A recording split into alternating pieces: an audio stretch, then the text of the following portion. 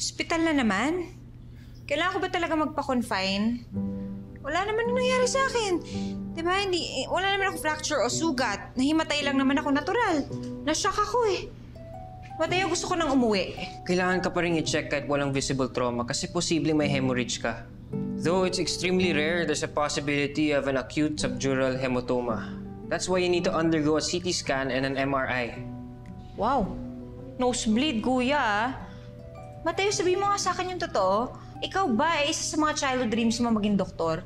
Baka mamaya inuutusan at pinapagalitan mo na naman yung mga doktor dyan sa labas, ha? Dahil mas marami akong alam sa kanila. Wow! Taray ah! Hello. Daming alam.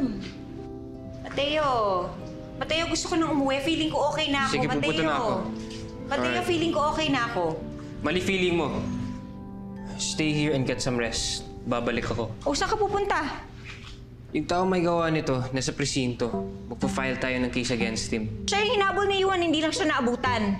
Mateo, huwag mong papakawalan yun, ha? Ibabalik ko sa kanya yung picture ni Rachel tsaka yung dagang patay ang kadiri.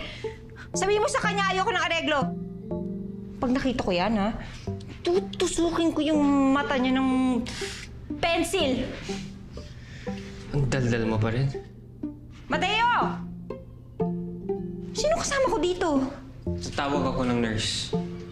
Mateo! O ano? Nakita kita eh.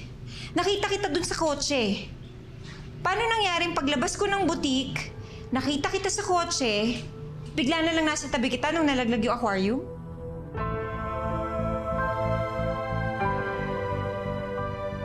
Paano nangyari nung pabaksak ng aquarium, nasa tabi na kita? Baka namalikmata ka lang. Wala ako sa kotse. Hindi, nasa kotse ka eh.